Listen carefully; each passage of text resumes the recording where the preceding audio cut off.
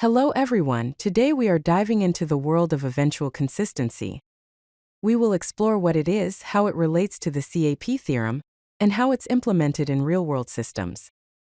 Let's get started with understanding and implementing eventual consistency.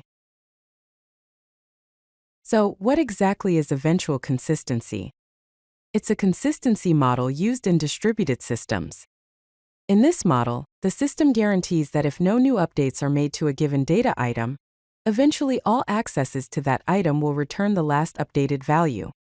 Think of it as saying the system will become consistent over time. To understand eventual consistency, it's helpful to consider the CAP theorem. The CAP theorem states that a distributed system can satisfy only two out of the following three guarantees at the same time: consistency, availability, and partition tolerance. Consistency means that all nodes see the same data at the same time. Availability means that the system remains operational, even if some nodes fail. Partition tolerance means that the system continues to work, even if there are network failures. Eventual consistency is often chosen when availability and partition tolerance are more critical than immediate consistency. Let's compare strong consistency with eventual consistency. Strong consistency provides immediate consistency across all nodes, meaning that any update is instantly visible to all users. However, this often comes at the cost of higher latency and lower availability. On the other hand, eventual consistency achieves consistency over time, offering higher availability and better performance. The trade-off is that there might be a delay before all nodes reflect the latest update. You might be wondering where eventual consistency is used in the real world. Well, it's quite common in many large-scale systems. Consider social media platforms where like counts and comments may appear delayed across different users. Another example is the domain name system, or DNS, where domain changes propagate gradually across global servers. NoSQL databases, such as Cassandra and DynamoDB, often favor availability over consistency and use eventual consistency.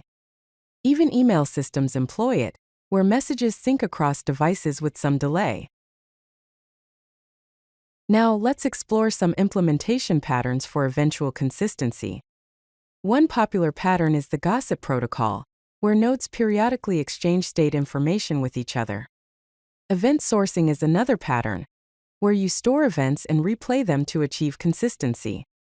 Vector clocks help track the causality and ordering of events. Finally, conflict-free replicated data types, also known as CRDT, are used to manage data in a way that avoids conflicts. Here is a simple example of how you can implement an event store in Python. We have a class called EventStore. The constructor initializes an empty list called events. The appendEvent method adds an event to the events list. The getEvents method returns the events list. To summarize, the key takeaways are: there is a trade-off between consistency and availability when choosing a consistency model. Eventual consistency enables high performance and scalability. And implementing eventual consistency requires careful design patterns and conflict resolution strategies. If you like this video, hit that like button and don't forget to subscribe. Visit CodeLucky.com for more such useful content.